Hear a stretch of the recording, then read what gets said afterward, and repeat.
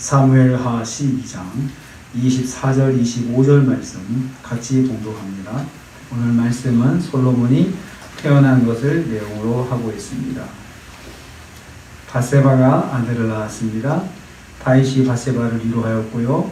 그 결과 바세바가 아들을 낳았습니다. 정식 부부가 되어 낳은 아들입니다.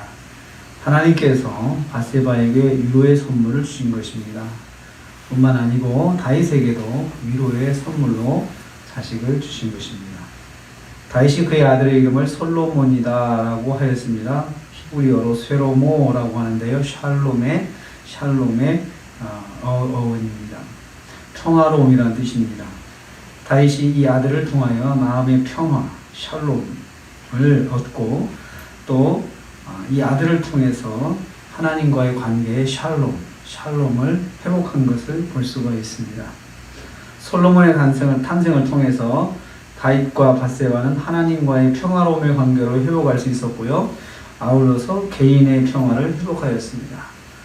그동안 자기가 죄를 졌다는 죄책감, 또 다윗이 얼마나 마음이 괴로웠을까요? 그리고 태어난 아들이 이제 죽었다고 하는 그런 아픔, 이것 때문에 다윗이 참 마음이 아프고 힘들었을 것입니다. 뿐만 아니고 다 바세바로 그랬을 것입니다. 그런데 이제 정식으로 부부가 되어서 이제 그 관계를 회복해야 되는데 역시 마음이 많이 아팠을 것이에요. 그렇지만 하나님께서 아들을 주심으로, 솔로몬을 주심으로 해서 그러한 가정의 아픔, 또 하나님과의 관계의 회복이 이루어지도록 이끌어 주신 것을 볼 수가 있습니다. 성도는 자식을 통해서 하나님과의 관계, 또 개인의 어떤 문제를 해결하는 샬롬을 회복할 수 있게 해주십니다. 그래서 자녀는 하나님과의 관계와 개인의 문제를 샬롬으로 이끄는 통로가 된다는 것을 여기서 볼 수가 있습니다. 두 번째로 여호와께서 솔로몬을 사랑하셨다라고 24절 후반부에 말씀하고 있습니다. 여기서 사랑하다라고 하는 히브리어는 아헤브인데요. 아헤브라는 말은 자식에게 베푸는 사랑을 아헤브라고 표현하고요. 또 친구 간에, 또 연인 간에 가지는 사랑을 아헤브라고 그렇게 표현을 합니다. 이 말을 성경에서 처음 사용될 때는 아브라함이 이삭을 사랑했다 쓸 때 아헤브가 처음 사용됐어요. 그러니까 100세 때 낳은 독자 이삭을 사랑하다 할 때 그 얼마나 사랑이 깊겠어요? 정말 꿀이 뚝뚝 떨어지는 것처럼 그 아들을 바라볼 때마다 그 사랑의 그런 눈길이 그냥 쏟아졌을 것 같습니다. 이렇게 사랑한 아들을 네가 사랑한 독자 이삭을 내게 바치라 라고 하실 때 그때 이 사랑하다가 아헤브입니다. 하나님께서 그렇게 이삭을 사랑하는 그런 아브라함의 모습을 보실 때 그렇게 표현하셨습니다. 마찬가지로 하나님께서 솔로몬을 하나님의 자식처럼 그렇게 사랑하셨다는 것이죠. 비록 다윗과 바세바가 처음에는 시작은 죄악으로 시작하였지만 하나님께 회개하고 하나님 앞에 관계가 회복되었을 때 하나님께서 그 가정을 그렇게 사랑해 주신 것을 볼 수 있습니다. 그리고 그 사랑을 하나님께서 자식을 통해서 사랑을 보여주시고 있습니다. 하나님께서 솔로몬을 사랑하셨다라고 이야기합니다. 그래서 그의 이름을 솔로몬이라 하니 여호와께서 그를 사랑하사, 하나님께서 그를 사랑하셨어요. 하나님께서도 그 아들을 사랑하셨어요. 사랑하셔서 그 가정, 다윗과 바세바에 대한 사랑의 표현을 아들에게 보여주신 것입니다. 하나님께서 두 사람에 대한 사랑을 자식을 통해서 드러내셨어요. 그리고 하나님은 다윗이 비록 범죄하였지만 회개를 통해서 용서하시고 사랑을 회복하였음을 거기서 알 수가 있습니다. 성도는 자식을 통해서 하나님의 사랑을 받고 있습니다. 그리고 자식에게 사랑을 베푸심으로 하나님께서 사랑을 보여주십니다. 그래서 우리는 자식이 하나님께 사랑받으면 우리도 마음이 평화를 누리잖아요. 하나님께서 자녀에게 복을 주시는구나. 얼마나 기분이 좋습니까? 그래서 하나님께서 자녀를 통해서 하나님의 사랑을 보여주신다. 자녀는 하나님의 사랑의 통로다라는 것을 볼 수가 있습니다. 또 여호와께서 솔로몬의 이름을 여디디아로 정해주셨다고 25절에 말씀하고 있습니다. 넌 선지자 나단을 보내주셔서 야, 이 아들의 이름을 하나님이 정해주셨는데 이 아들의 이름은 여디디아야 이렇게 전해주신 거죠.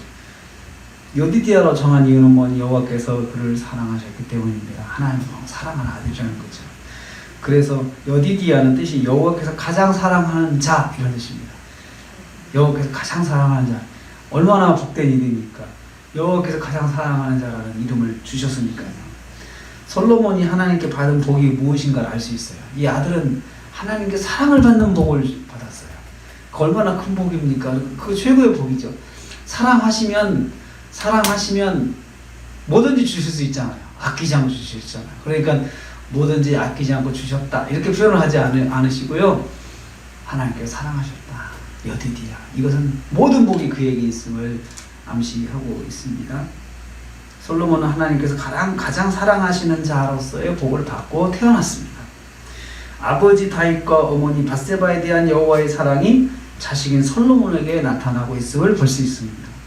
하나님은 자식을 통해서 여호와의 사랑을 보여주시고 있다라는 것을 또다시 여기서 확인할 수가 있습니다. 그래서 이 짧은 본문에서, 이 짧은 말씀에서 하나님께서 자식을 통해서 사랑을 보여주신다라는 그런 말씀을 우리한테 주시고 있습니다.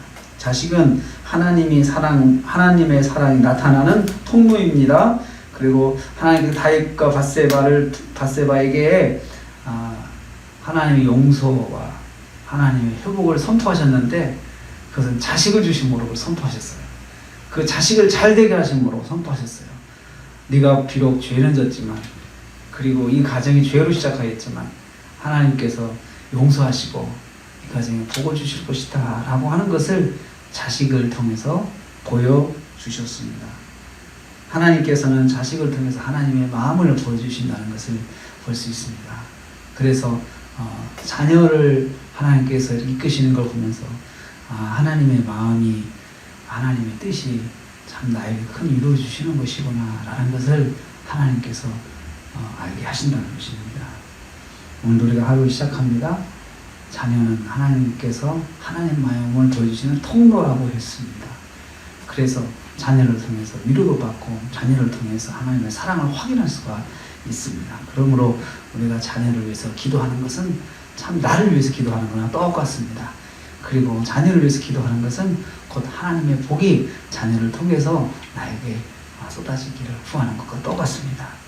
오늘 하루도 사랑하는 자녀들을 위해서 기도하시고 자녀들을 통해서 주신 하나님의 위로의 말씀을 들으시는 저와 여러분 되시기를 주님의 이름으로 축복합니다. 하나님 감사합니다.